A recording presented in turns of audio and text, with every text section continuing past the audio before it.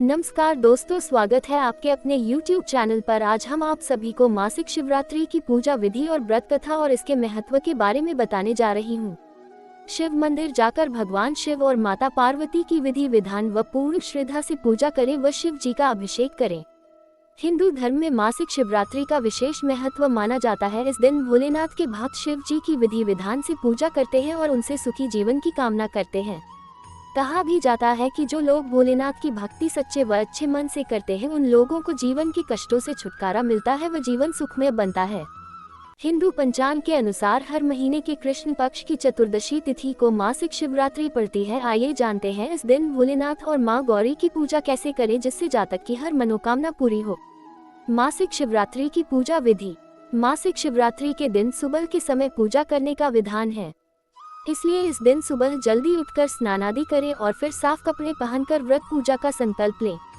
इसके बाद शिव भक्त को मंदिर की सफाई करनी चाहिए और फिर घर के मंदिर में दीपक प्रज्वलित करने के बाद मंदिर जाना चाहिए। शिव मंदिर जाकर भगवान शिव और माता पार्वती की विधि विधान व पूर्ण श्रद्धा से पूजा करें व शिव जी का अभिषेक करें। भक्त शिवरात्रि पर जल और दूध दोनों से ही अभिषेक करते हैं। इसके बाद पूजा सामग्री में अक्षत, फूल, फल, पंचामृत, बेलपत्र, धतूरा और धूप आदि सम्मिलित कर लें। शिवरात्रि का व्रत रखने वाले व्यक्ति इस दिन सात्विक भोजन व फल आदि का सेवन करें।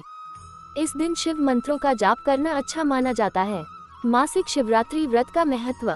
मान्यतानुसार शिवरात्रि का व्रत रखने पर जीवन में खुशहाली आती है। दाम्पत्य जीवन को सुखमय बनाने के लिए खासतौर से भक्त इस दिन व्रत रखकर पूजा करते हैं। कई कुंवारी कन्याएं इस दिन अच्छे वर की कामना के लिए शिवरात्रि का व्रत रखती हैं। माना जाता है कि शिवरात्रि का व्रत रखने से भगवान शिव प्रसन्न होते हैं और भक्तों के जीवन में सकारात्मकता का संचार करते हैं। मासिक शिवरात्रि की पौराणिक कथा। धार्मिक पौराणिक कथा के अनुसार चित्रभानु नामक एक शिकारी था। जानवरों की हत्या करके वह अपने परिवार को पालता था। वह एक साहूकार का कर्जदार था, लेकिन उसका ऋण समय पर न चुका सका। क्रोधित साहूकार ने शिकारी को शिवमठ में बंदी बना लिया। संयोग से उस दिन शिवरात्रि थी। शिकारी ध्यानमग्न होकर शिव संबंधी धार्मिक बातें सुनता रहा। सुन चतुर्दशी को उसने शिवरात्रि व्रत की कथा भी सुनी। शाम होते ही साहूकार ने उसे अपने पास बुलाया और ऋण चुकाने के विषय में बात की। शिकारी अगले दिन सारा ऋण लौटा देने का वचन देकर बंधन से छूट गया। अपनी दिनचर्या की भांति वह जंगल में शिकार के लिए निकला, लेकिन दिन भर बंदी गृह में रहने के कारण भूख प्यास से व्याकुल था। शिकार खोजता हुआ वह बहुत दूर निकल गया। जब अंधकार हो गया तो उसने विचार किया कि रात जंगल में ही बितानी पड़ेगी। वह वन एक तालाब के किनारे एक बेल के पेड़ पर चढ़कर रात बीतने का इंतजार करने लगा।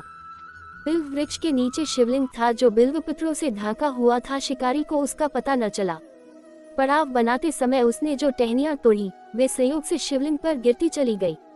इस प्रकार दिन भर भूखे प्यासे शिकारी का व्रत भी हो गया और शिवलिंग पर बिल्वपत्र भी चढ़ गए। एक पहर रात्रि बीत जाने पर एक गर्भिणी हिरनी तालाब पर पानी पीने पहुंची। शिकारी ने धनुष पर तीर चढ़ाकर ज्यों ही प्रत्यंचा खींची, हिरनी बोली, मैं गर्भिणी हूँ, शीघ्र ही प्रसव करूंगी। तुम एक साथ दो जीवों की हत्या करोगे, जो ठीक नहीं है। मैं बच्चे को जन्म देकर शीघ्र ही तुम्हारे समक्ष प्रस्तुत हो जाऊंगी, तब मार लेना। शिकारी ने प्रत्यंचा ढीली कर दी और हिरनी जंगली झाड़ियों में लुप्त हो गई। प्रत्यंचा चढ़ाने तथा ढीली करने के वक्त कुछ बिल्व पत्र अनायास ही टूटकर शिवलिंग पर गिर गए। इस प्रकार उससे अनजाने में ही प्रथम प्रहर का पूजन भी संपन्न हो गया। कुछ ही देर बाद एक और हिरनी उधर से निकली। शिकारी की प्रसन्नता का ठिकाना न रहा। समीप आने पर उसने धनुष पर बाण चढ़ाया। तब उसे देख हिरनी ने विनम्रता पूर्वक निवेदन किया, हे शिकारी, मैं थोड़ी देर पहले ऋतु से निवृत्त हुई हूँ, कामातुर विरहिणी हूँ, अपने प्रिय की खोज में भटक रही हूँ। मैं अपने पति से मिलकर शीघ्र ही तुम्हारे पास आ जाऊंगी। शिकारी ने उसे भी जाने दिया। 2 बार शिकार को खोकर उसका माथा ठनका। वह चिंता में पड़ गया। रात्रि का आखिरी पहर बीत रहा था। इस बार भी धनुष से लगकर कुछ बेलपत्र शिवलिंग पर जा गिरे तथा दूसरे प्रहर की पूजन भी संपन्न हो गई। तभी एक अन्य हिरनी अपने बच्चों के साथ उधर से निकली। शिकारी के लिए ये स्वर्णिम अवसर था। उसने धनुष पर तीर चढ़ाने में देर नहीं लगाई। वह तीर छोड़ने ही वाला था कि हिरनी बोली, हे शिकारी, मैं इन बच्चों को इनके पिता के हवाले करके लौट आऊंगी। इस समय मुझे मत मारो। शिकारी हंसा और बोला, सामने आए शिकार को छोड़ दूं? मैं ऐसा मूर्ख नहीं। इससे पहले मैं 2 बार अपना शिकार खो चुका हूँ। मेरे बच्चे भूख प्यास से व्यग्र हो रहे होंगे। उत्तर में हिरनी ने फिर कहा, जैसे तुम्हें अपने बच्चों की ममता सता रही है, ठीक वैसे ही मुझे भी। हे शिकारी, मेरा विश्वास करो, मैं इन्हें इनके पिता के पास छोड़कर तुरंत लौटने की प्रतिज्ञा करती हूँ। हिरनी का दुख भरा स्वर सुनकर शिकारी को उस पर दया आ गई। उसने उस मृगी को भी जाने दिया। शिकार के अभाव में तथा भूख प्यास से व्याकुल शिकारी अनजाने में ही बेल वृक्ष पर बैठा बेलपत्र तोड़ तोड़कर नीचे फेंकता जा रहा था। पौ फटने को हुई तो एक हष्ट-पुष्ट मृग उसी रास्ते पर आया। शिकारी ने सोच लिया कि इसका शिकार वह अवश्य करेगा। शिकारी की तनी प्रत्यंचा देखकर मृग विनीत स्वर में बोला, हे शिकारी, यदि तुमने मुझसे पूर्व आने वाली 3 मृगियों तथा छोटे छोटे बच्चों को मार डाला है तो मुझे भी मारने में विलंब न करो, ताकि मुझे उनके वियोग में एक क्षण भी दुख न सहना पड़े। मैं उन हिरनियों का पति हूँ। यदि तुमने उन्हें जीवन दान दिया है तो मुझे भी कुछ क्षण का जीवन देने की कृपा करो। मैं उनसे मिलकर तुम्हारे समक्ष उपस्थित हो जाऊंगा। मृग की बात सुनते ही शिकारी के सामने पूरी रात का घटना चक्र घूम गया। उसने सारी कथा मृग को सुना दी। तब मृग ने कहा, मेरी तीनों पत्नियां जिस प्रकार प्रतिज्ञाबद्ध होकर गई हैं, मेरी मृत्यु से अपने धर्म का पालन नहीं कर पाएंगी।